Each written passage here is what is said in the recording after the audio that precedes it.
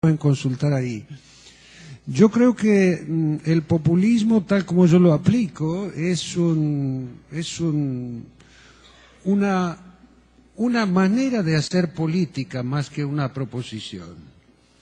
Es una manera que generalmente en su proceso, en su momento degenerativo, viene cargada de clientelismo, necesita de un caudillo o de una caudilla y no tiene una teoría detrás o no suele tenerla.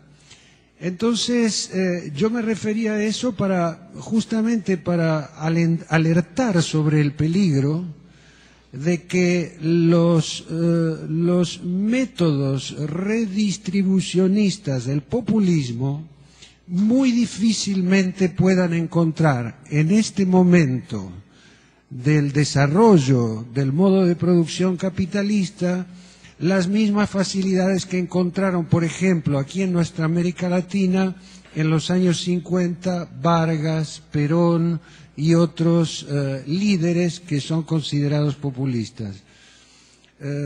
Luego, el populismo, justamente esta falta de teoría, de personalidad, hace que haya un mismo populismo pueda ser en distintas etapas de derechas, de centro y de izquierda. En mi país, por ejemplo, el primer peronismo en 1945, justamente porque se presentaban posibilidades redistributivas importantes, hizo un gobierno extremadamente progresista.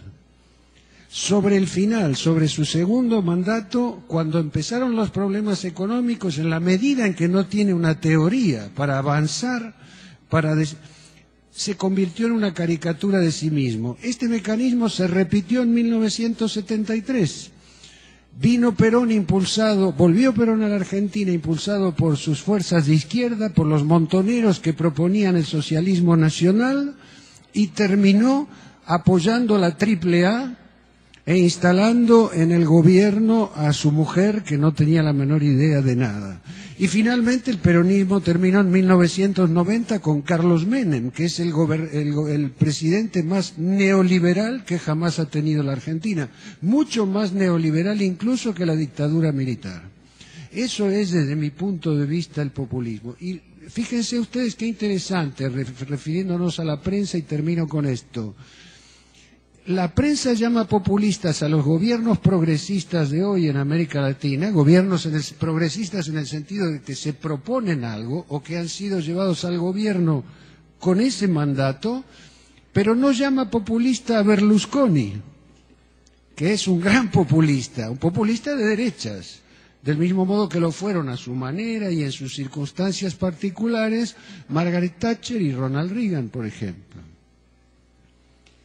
La segunda pregunta que me hicieron es, voy a tratar de traducir del portugués: Schröder en Alemania, Jospin en Francia, Prodi en Italia, esta versión de izquierda moderada fracasaron en Europa durante el ejercicio del poder. ¿No será esto suficiente para que una vía radical sea el rumbo de América Latina, como es el caso del gobierno de Chávez y de los movimientos autónomos indígenas? Bueno, hay que tener en cuenta una serie de cosas.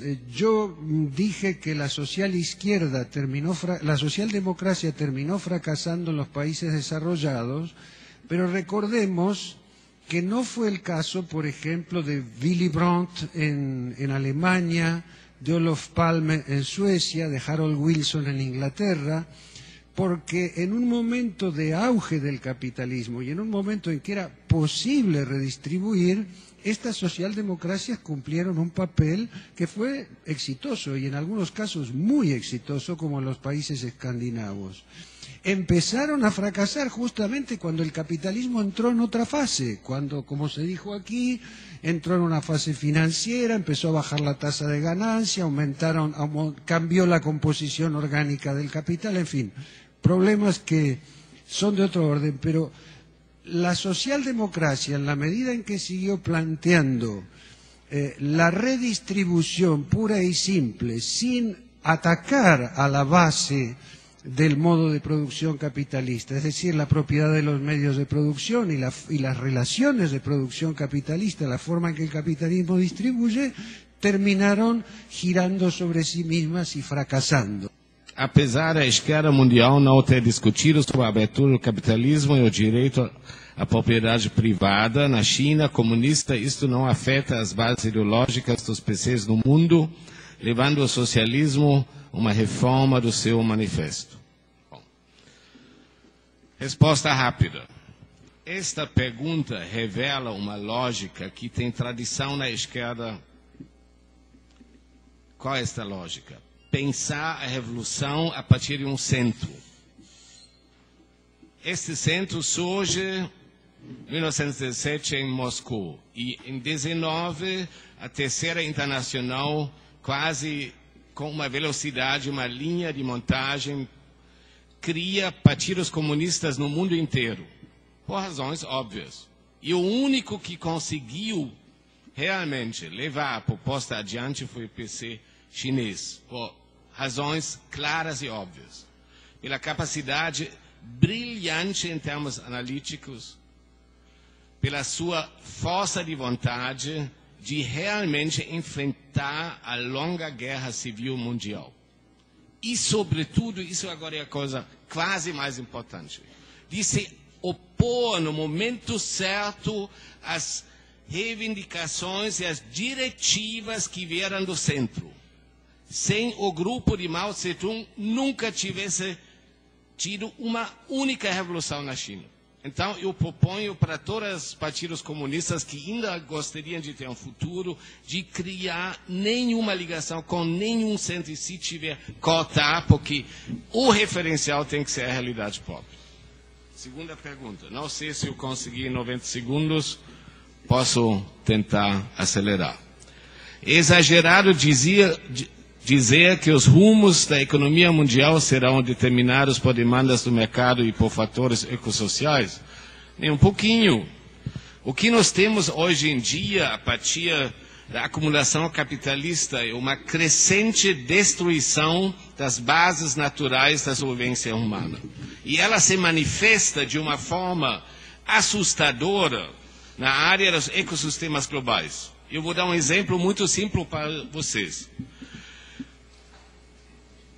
Os oceanos e a biomassa terrestre, segundo os entendidos, podem absorver anualmente em torno de 13 bilhões de toneladas de CO2. E se nós respeitássemos como limite estrutural, nós, quer dizer, a humanidade toda, cada cidadão do mundo poderia hoje emitir em torno de 2 toneladas por ano. Acontece que os americanos estão emitindo em torno de 20, os europeus 17. Então, desenvolvimento significa